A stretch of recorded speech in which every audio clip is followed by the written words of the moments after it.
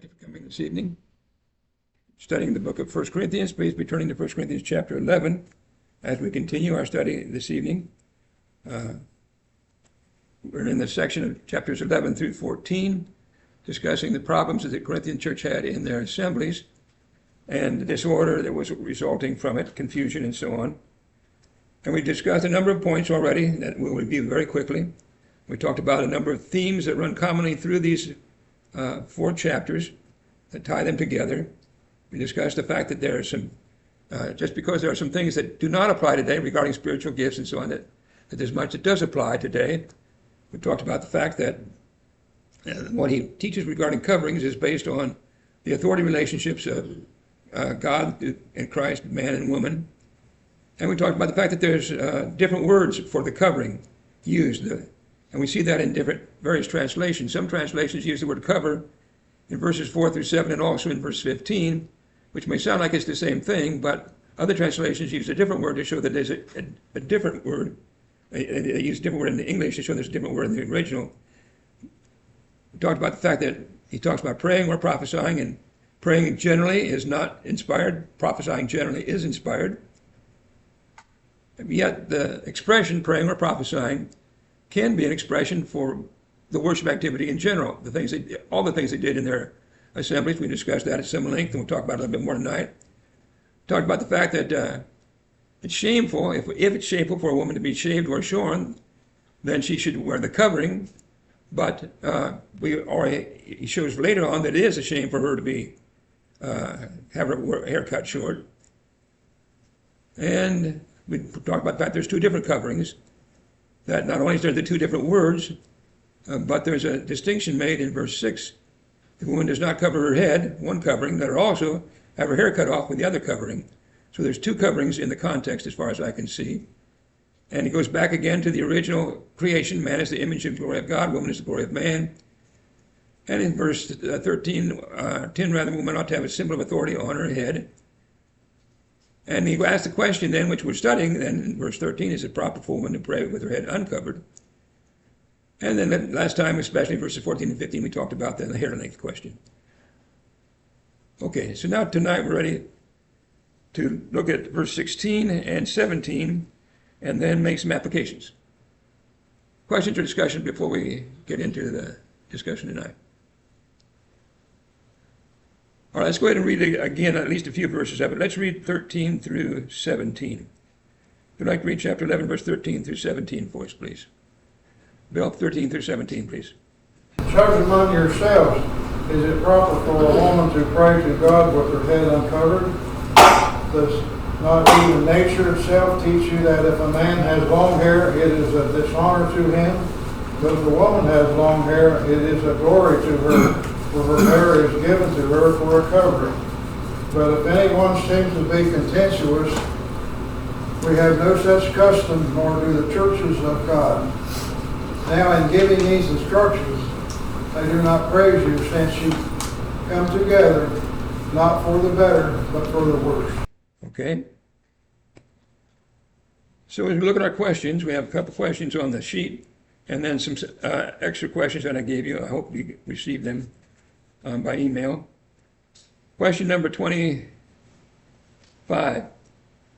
Verse 16, we need to define a couple of terms. Contentious means what? It says, if any man is contentious, what does it mean to be contentious? Karen? Argumentative. Argumentative. Okay.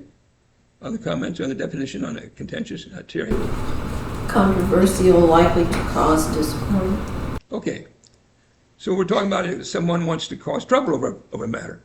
Someone wants to be argumentative and cause a dissension, strife over the matter. He says, we have no such custom. So I ask you to define custom. Custom means what? Rick? A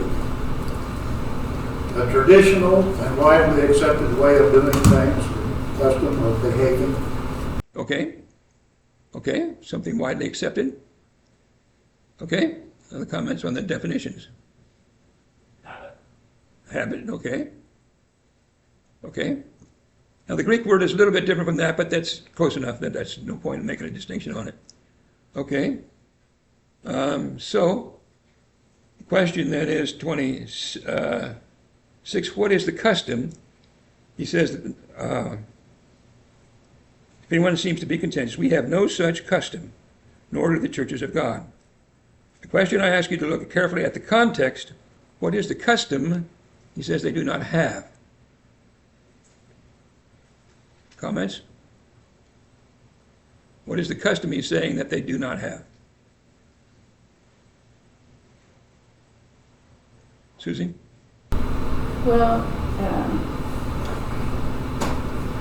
the New International Version says we have no other custom or practice. The New Literal Translation adds, we have no other custom or practice than this, and neither do the churches of God. New American Standard, we have no other practice. Okay. So lo and behold, we have some confusion due to the translations. It says we say we have no such custom, but some translations say we have no other custom, no other practice. Okay. Other comments? Okay. I'll ask you to consider what custom they would have, and we'll talk obviously more about that when we get to the applications. But I want you to look at the issue as Paul stated it. It's easy for people, and it seems to me, for people to jump to the conclusion, well, we have no such custom as women wearing a covering. He's talking about women wearing a covering. We have no such custom as women wearing a covering. That's the custom. But if you look at the way Paul states the issue or the question, he never says he's talking about women wearing the covering, a special covering, except for the hair. But the other covering, there's two, remember. He always says he's talking about women being uncovered. So, for example, look at how he says it in verse 5. Every woman who prays or prophesies with her head uncovered dishonors her head. Now, if that's the custom he's talking about, then we have no such custom as a woman praying or prophesying uncovered. Verse 6, he says, if a woman is not covered, let her also be shaved and shorn. If the practice he's talking about is a woman not being covered, then we have no such custom. Verse 16, as a woman being not covered. Verse 7, a man ought not to cover his head. We have no such custom as a man not covering his head. Verse 13, the question he's asking, is it proper for a woman to pray to God with her head uncovered? We have no such custom. If anyone seems to be contentious, we have no such custom. So, obviously, a person could just look at verse 16 and ignore the rest of the context and conclude that he's saying that we have no such custom as women wearing a covering. But when you look at the way Paul consistently states the issue is always stated is, may a woman be uncovered. We have no such custom. Well, that changes the conclusion to me. And so, sure enough, it's not a slam dunk any way you look at it, for me. Other comments on verse 16? Sure. Just to make it even more complicated, another option is that they have no such custom as being contentious, which is the word that's actually closest to it. Yeah, I've got that one down there at the bottom too. I didn't bring it up, but yeah, maybe that's a custom. We don't have no such custom as being contentious. So what is the custom? I wish I had some more answers for you, honestly, I do. I got lots of questions, and maybe I have some more questions and more answers, but it's not as easy as what it might appear on the surface. Other comments? All right. Well, let's move on. I ask you to look at, then, what are some things we can agree about on the special questions? I ask you, before we get into the specific applications to the various views regarding coverings, I ask you a special assignment, list of lessons that we can learn and agree upon in our study of this section. So give me some things we can agree upon in this section. Terry? I'll just give one that I've got down here, the order of headship. Okay. The order of headship. Regardless of the application to coverings, we agree, and we should agree, that God is the head over Christ, Christ over man, man over woman. It's been that way from creation. He emphasizes that repeatedly in the context. So let's at least understand that that's taught here and emphasized all the way through Scripture. Okay? Anything else we can agree upon from the passage, from the context? Frank? Dishonoring the headship with a lack of submission to that authority that set in place by God is shameful. Okay. So God has set up this order of authority. So to disregard that order, to disrespect the authority over you, whatever that authority would be, is shameful. It's wrong. We shouldn't do that. Okay? Anything else that we can agree on in this section? Karen? That women are to have long hair, men are to have short hair, meaning that in looking at them, you could tell whether they are a man or a woman. All right, so we discussed that last week, didn't we? And I thought we generally had an agreement on that. And the passage says nature teaches it. It's not just a matter of guesswork or even custom. It's nature. It's fundamental. And we see other scriptures that talk about the fact that women should wear long hair and men should wear short hair. So you can tell the difference. You can tell which one you're dealing with. And we discussed also the same thing to be true of clothing. You should be able to tell by the appearance that you're we're dealing with a man or a woman because they have different positions and authority. Anything else we can agree on? All right, here's my summary of things that I see we can agree on, which is basically what we've talked about. Women are subject to men from creation. The distinction should be indicated by appearance, and that includes difference in hair length and women wearing long hair and men not wearing long hair. And we should not fellowship any rebellion against God's authority plan. Okay? So at least there are some fundamental things in the passage that hopefully we'll take away that we can agree upon as a fundamental truth from the passage. Anything else on that point, on our agreement? Frank? Man was made in the image of God, and woman is the glory of man. God made woman from man. Man and woman are not independent of each other. Okay. Which confirms the biblical account of creation, doesn't it? Again, the discussion depends on that account of creation, but it confirms what Genesis chapter 1 and 2 teaches about the creation of man and woman. Okay? Rick? I look at other denominations that do not allow their women to even cut their hair. That they have to let their hair grow the whole time. They consider that glory to them. And I also look at other things like circumcision and different things that was under the old law, but it's not under the new law, as Paul speaks in the Galatians,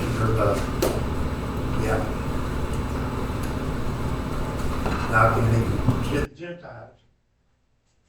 Okay, so your point is? In the old law and the new, and to try to enforce everything that was under the old law into the new law, that causes dissension, and that causes controversy. Okay. I'm not sure where you're going with that. Well, we're not to cause controversy or dissension. Now, who says what length a woman's hair should be? Should it be 2 feet long? Should it be 5 feet long? As long as they are obeying Christ and coming to church and doing what they're supposed to be doing and know the difference in what God has assigned a woman to do God has assigned a man to do. Who are we to judge? Well, our responsibility is to teach what the Word of God says, no matter who or what. We teach what God's Word says. And the point that he's making here goes all the way back to creation, not just and the creation of man and woman, and the authority relationship of man and woman, which goes back to creation. So it's just not, we talk about hair length as such, we're not really talking about the old law. We're talking about God's plan for man and woman from creation, and that's Paul's point. And to try to say how long it has to be is not, in terms of inches or feet, is not the issue. But the issue in the context is distinction between men and women. So a woman's hair should be long enough that you don't confuse her for a man, and a man's hair should be short enough you don't confuse her for a woman. That would fit the context without having to set ourselves up as it has to be this long or you can't cut it at all. But the distinction is the point that he's making in the context. That would be my answer to someone who would be concerned about that. Other comments on that? Anybody? All right. I want us to look at verse 17. My next question, because, well, we'll see as we get into it. I believe verse 17 ties back to what we've already been talking about. Typically, we stop at verse 16 and say, okay, that's the end of the discussion of the coverings. Verse 17 begins a discussion of the Lord's Supper, which is, in a sense, is true. However, I believe there's more to it than that. And so I ask you in the next question, look at verse 17 where he talks in the New King James about these instructions. Or the King James, that's what I declare to you, verse 17. Now in giving these instructions, I do not praise you, since you come together not for the better, but for the worse. So my question is, what are these instructions? Are they just the things he's going to talk about?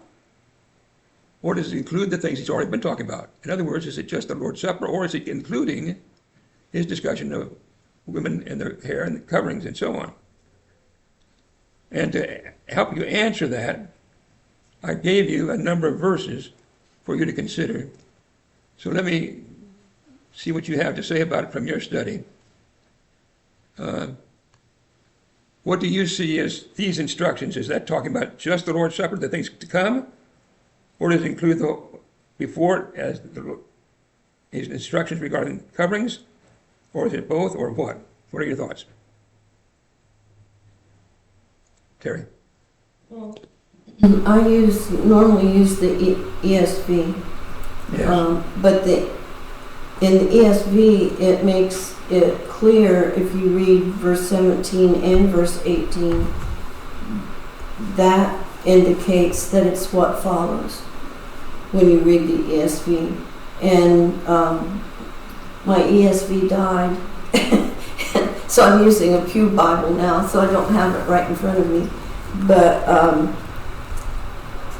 the fact that in verse 18 it says for first of all, so it would not follow that you were going backwards.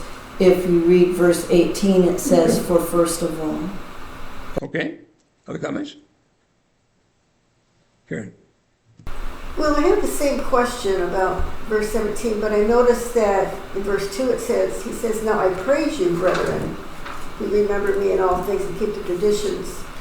And of course he's going to go on and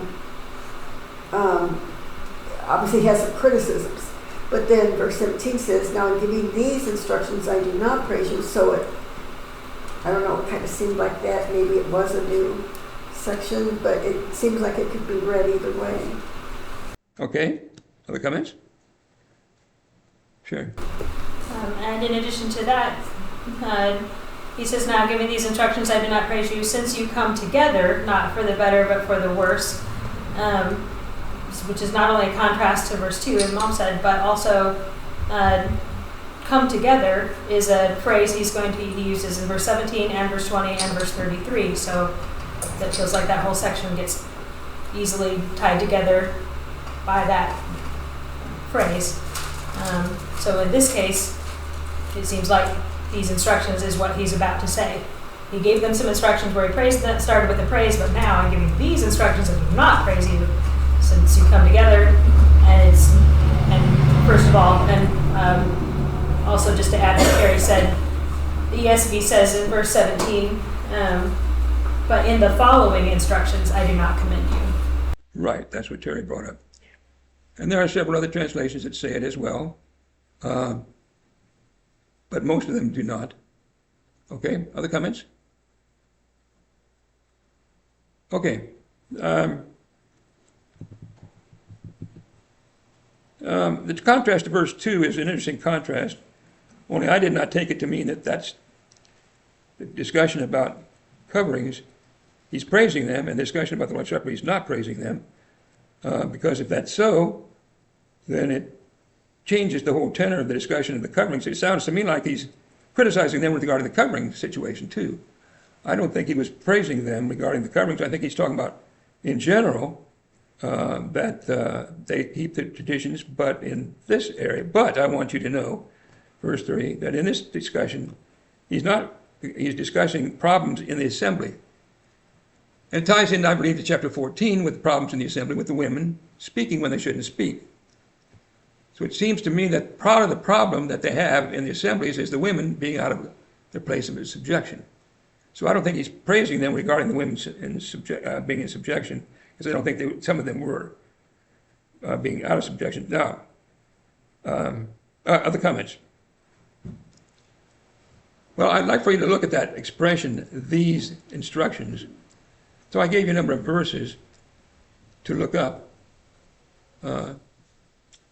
And even though the ESV and a few others translate the following instructions, the word that Paul uses here almost always with Paul includes what he just said as well as what he's about to say. I'm sorry if the ESV doesn't agree with me on that, but I don't agree with the ESV then, because Paul uses that expression almost always to refer to things he's just said as well as the things he's about to say, especially in 1 and 2 Corinthians. I have a handout that I give you to list a bunch of them, but here are some. And look, as you look at that, ask yourself, is he saying that he's talking about the things about to come, or the things he's already talked about? Or in particular, is the one tied to the other? Is it a movement from one to the other, tying them together? A transition. 1 Corinthians 4:6. These things I have transferred to myself. I do not write these things to shame you, but I say this as a concession. This I say for your profit. Do I say these things as a mere man? But I've used none of these things. If I do this willingly, I have a reward. Now this I do for the gospel's sake. All these things happen as examples. Should I praise you in this? I do not praise you. For this reason, many are weak and sickly. Throughout the context, throughout Paul's writings, especially the book of 1 Corinthians, when he uses this expression, he's talking about what he already said, as well as what he's about to say, and he's moving from one to the other, but tying them together. And so that's what I see in verse 17. Paul has given instructions that they were not acting properly in their assemblies with regard to the women. Then he talks about the way they're not acting properly in regard to the Lord's Supper, in tying them together. So in giving these instructions, I do not praise you, since you come together not for the better, but for the worse. So their assemblies were not right in more the ways than one, as we'll see. And I see that as he's tying that together. That's obviously my view, and another one that's not completely conclusive. Those are my thoughts. Other comments on 17? Other comments? Okay, the handout that I have to give you gives you a bunch of other examples for you to study on your own. Other comments? Okay, well, you have patiently waited to discuss applications to today. And as far as I can see, we're ready to do that. I appreciate your cooperation. So now we get into the discussion of applications to today and what view or views explain the things we studied in the scriptures through verse 16, 17. The question is, now, what is the proper application to today? And we've listed the views that people have suggested. So we'll take them one at a time. What I want to do is look at what reasoning is in favor of that view, then look at what reasoning is against that view. Is there evidence for it? Is there evidence against it? And each of you have to make up your own minds then. Okay? So I'm going to be summarizing them on the charts. That doesn't mean I agree with everything I put up there. It means it's something to be considered. Okay? Ready? Everybody ready?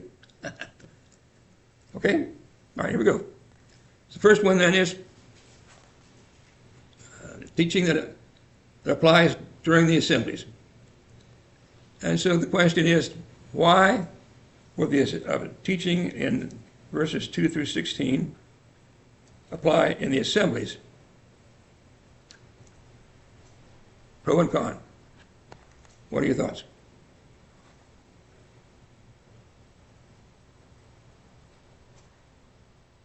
Karen? He seems to, to start a new section with verse 1.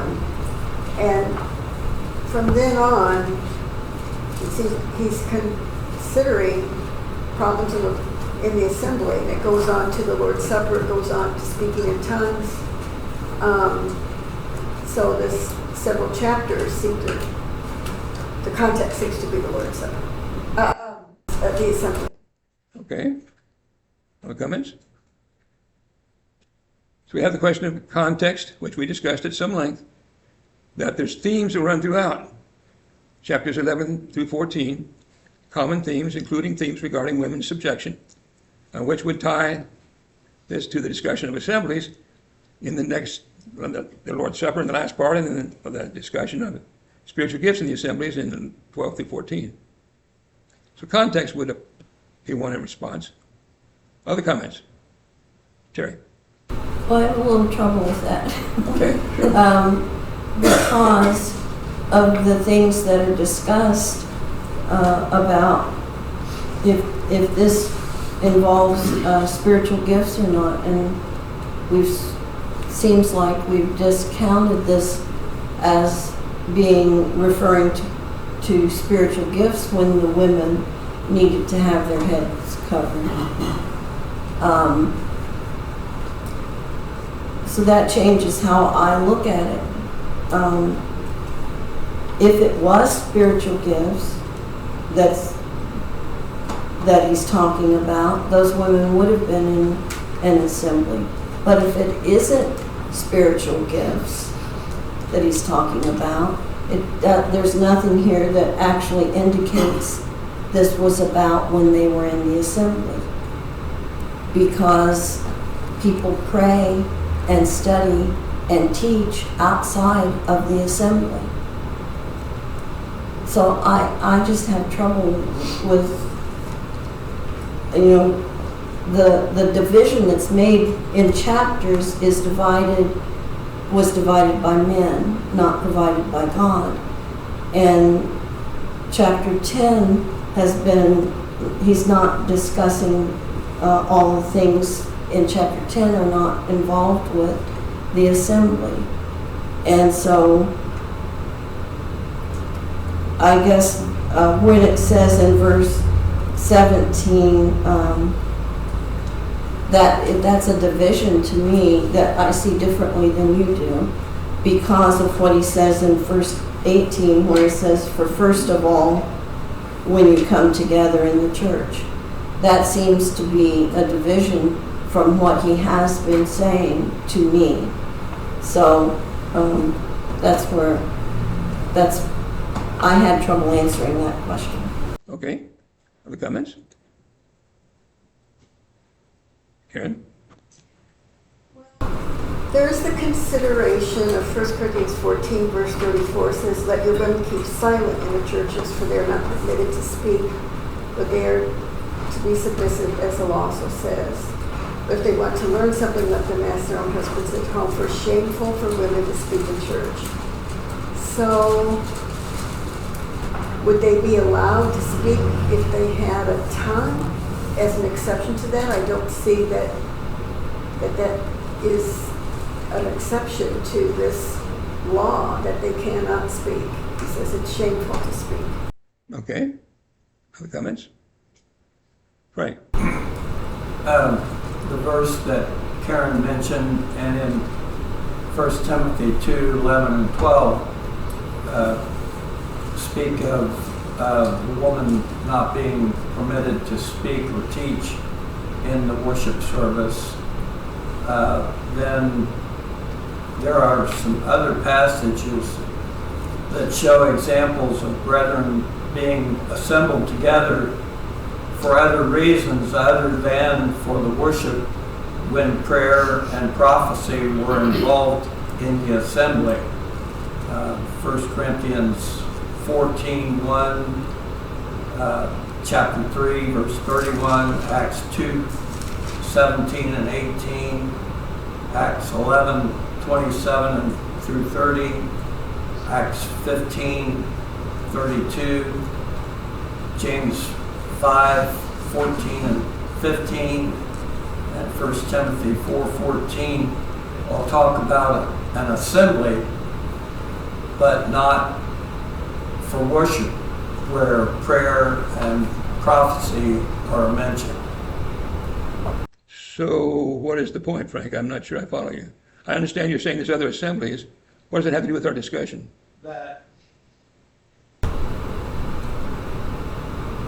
Well, the discussion was earlier that the woman had have her hair cut, her head covered with some kind of physical veil or hat or something to not dishonor her head, and the discussion was that was talking about the worship service. Okay. Other comments? Sharon?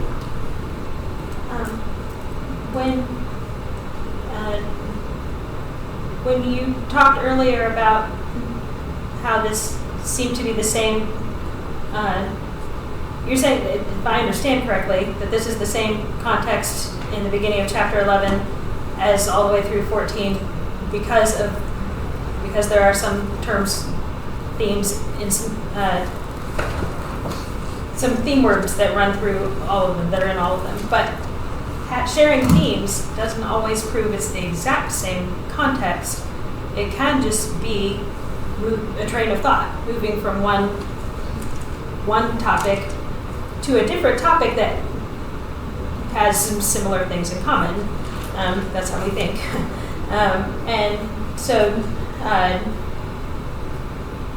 if you, I know you can't possibly see my chart, but I charted out through the whole book of 1 Corinthians. There are themes that run through the whole thing. But it doesn't help but we wouldn't say the whole book is the same, is all one context. But unity is through the whole book. Wisdom and teaching are through the whole book. Love and concern is in almost every single chapter. Glory is in most of the chapters. So the fact that one section has some words in common with the next section doesn't necessarily mean that they're both the same. Conversely, within 11 through 14, or even just within 12 through 14, not everything in there is just the assembly. Chapter 12 is primarily about unity, which I think he's later going to apply to the assembly in chapter 14, but that section in 12 is not about the assembly. Chapter 13 is mostly about love.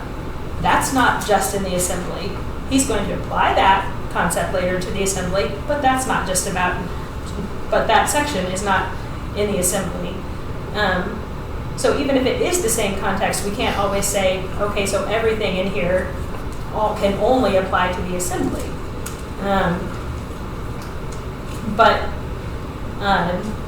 So I think just because it's in the same context doesn't mean we can take one part of that context and apply it to another part unless that section actually says so. And verses 3 through 16 don't say anything that I can see that would require it to be in the assembly. But I do see that there are theme words that run from before chapter 11 through chapter, into this section, and we just need to be really careful that we don't create a context and then draw conclusions based on the context we created instead of drawing conclusions based on the words that are actually there. Okay, other comments? Okay, I think we see what we're running up against here.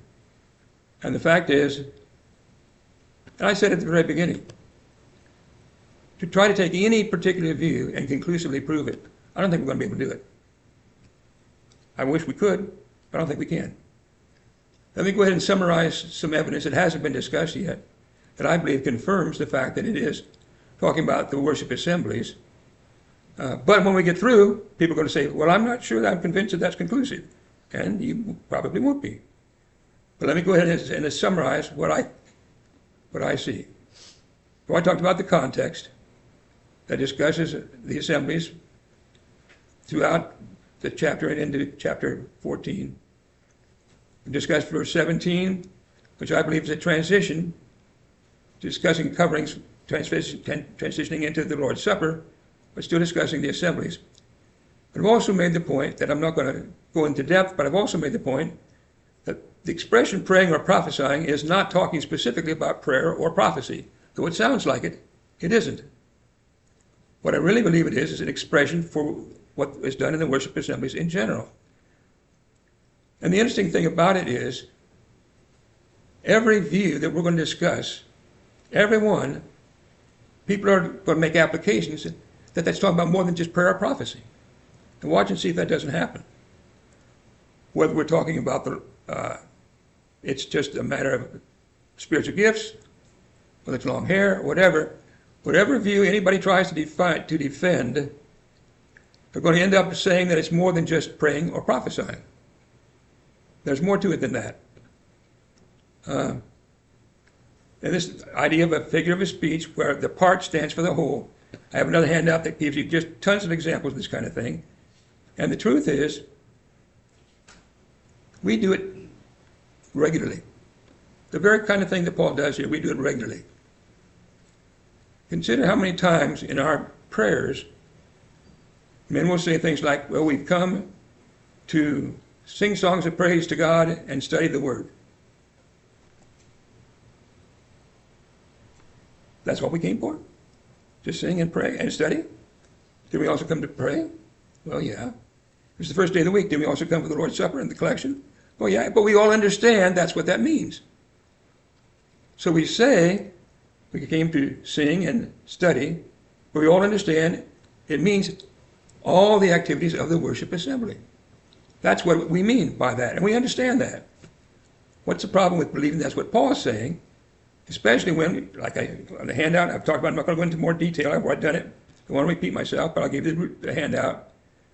That this is a very, very common type of expression in Scripture, including Paul's teaching. And everybody, in the end, is going to agree that it's more than just prayer and prophecy. Watch and see if that doesn't happen. But there's another couple other points that I haven't mentioned that I do want to talk about. And Karen kind of touched on this. There are special rules regarding worship assemblies that do not apply outside the assemblies. Now, if you think about that, you know that that's right. For example, in the last part of chapter 11, with regard to the Lord's Supper, they can eat a meal for food outside the assembly, but not inside the assembly. Inside the assembly, you eat the Lord's Supper, but you don't eat a common meal. There are special rules for assemblies that don't apply outside the assembly. He said, eat that, if you're hungry, eat at home. The same thing is true in chapter 14, verse 34 and 35 that Karen mentioned regarding women in speaking. He says if she's not to speak, but if she has a question, let her ask her husband at home. Not only are there special rules for the assemblies, there are special rules for women in the assemblies. Women cannot do in the assembly what they can do at home, what they can do outside the assembly. And there's lots of examples of women speaking and asking questions and comments outside the assemblies. So it would fit if the covering he's talking about referred to the subjection in the assembly, would fit all of these points together, that women are to wear the assembly, or the covering rather, in the assembly, and that's what Paul's talking about when he says praying or prophesying. And if you go back even to examples in the Old Testament, you see that God always had special symbols in worship assemblies. Always special symbols in worship. Of course, lots of them in the Old Testament, with the feast days and the holy days and so on. The New Testament, there are far fewer, but they apply to the assembly. The Lord's Supper, symbolic, highly symbolic. Where do we do it? In the assembly. If the covering is a symbol of subjection, as 1 Corinthians 11, verse 10 talks about, it would be reasonable for it to be in the assembly. So that there would be two problems in their with women's subjection in the assembly. One is that they were speaking when they shouldn't. He deals with that in chapter 14. One, they were being disrespectful with regard to the covering in chapter 11. So you have two different problems, all of them in the same overall context, but both discussed as regard to worship assemblies. Now, time's almost up. Anybody have anything, comment you want to say on that before we wrap up? Sharon? A concern I have about applying this to the assembly is also that it requires redefining praying and prophesying in two different directions. First, it gets expanded. Praying and prophesying actually means all the acts of worship, but then it simultaneously gets limited. It's all the acts of worship, but only during the assembly. So it's more than just praying and prophesying, but it doesn't even apply to praying and prophesying if it's not in the assembly. So we're defining it in two different directions at the same time. If that's what Paul is doing in the context, then that's what he's doing. The context is the issue again. Okay, now, where are we? We have given evidence, and for myself, I have to say, I see good evidence, but it's not conclusive. I admit it's not conclusive. I don't see the conclusive evidence. And the same thing is going to happen on a lot of the other points we're going to talk about. So let's present our views, discuss it as brothers and sisters in Christ. But each person's going to have to make up their own mind, because if you get contentious, then we've got the problem that Paul warns us against. Anything else before we close? Karen, and then we'll close. I think it's important to realize that everybody's has studied this and they've applied it what they believe, and so it is an individual thing, and I think we all respect each other and respect the views that we believe according to our study. Right, we can each practice what we believe without being a matter of fellowship. So thank you.